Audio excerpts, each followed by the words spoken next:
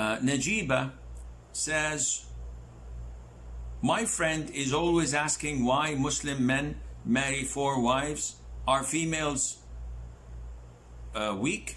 Are men superior than women? Why women can't marry 4 men at a time? How can I answer her? Please answer me. First of all, it seems that your friend is not a Muslim. And because Muslims simply don't ask such questions. Otherwise, they might as well doubt the existence of Allah. They might as well doubt why was the Prophet Muhammad the messenger? Why wasn't it Abu Bakr or Umar? What kind of questions is this? Muslims don't ask such questions. They have submission. They have belief and conviction. Non-Muslims, on the other hand, may ask. And this is their right. You can't sell them something without them being convinced with it. However, the problem is not in selling. The problem is not in the details. The problem is in the fundamentals. This religion was given to those who believe in it. So those who do not believe in it may find a lot of questions. Islam tells us this is not the way to answer the questions. So why is it men are not allowed to wear gold while women are? Why is it that music is haram? Why is it that women must cover while handsome men don't cover? Why is it that women can't travel without a mahram and women inherit half of what men inherit?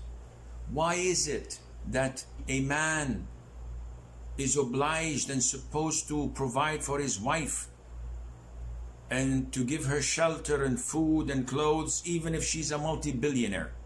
This is his obligation. Why would I have to do this? These questions can be answered through logic. Some of it can't be answered through logic because this is an instruction of the one who created us, so we have to comply and follow, even if we don't see the legitimacy or the wisdom behind it. But Islam tells us, no, no, no. You're not allowed to, you're not supposed to answer these questions. Then what to do? Go back to the fundamentals.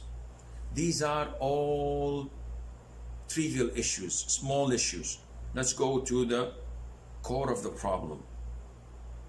قل يا أهل الكتاب تعالوا إلى كلمة سواء بيننا وبينكم.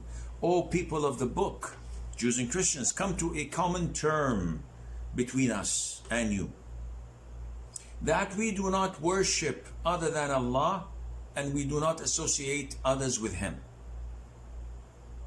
So the first thing to do is to call such a friend, Najiba, to Islam by talking to her, does Allah exist or not?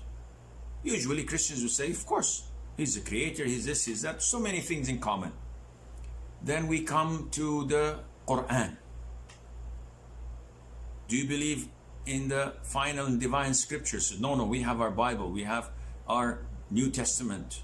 So what do you follow? King James Version, or the Douay Version for the Catholic, or the Standard Revised Version, or what kind of version? I see a lot of Bibles and they're different from one another.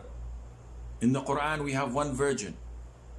15 centuries ago, the same Quran did not change a single letter, spoken by more than 400 million Arabs who know how to read and understand what's in it, and it's preserved.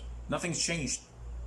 So you call her to Islam, at least to reach a level where she says, yes, I believe this, I believe this, I believe this.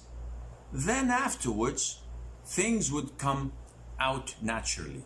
But hypothetically speaking, this might take a lot of time. To answer her questions, she says, why can Muslim men marry 4 and not women marrying 4 men? Well, this was the norm since Allah created Adam and Eve, that men can marry more than 1 woman. If a man marries 3 women and they conceive, we know who the mother is, she's the pregnant one, and we know who the father is, he's the husband. But if a woman marries 3 men and she conceives, we know who the mother is, but who can tell which one is the father? This is not possible. Therefore, this is how Allah made men and women. Men die faster than women. And this is why we always have this sort of imbalance between the number of females versus males.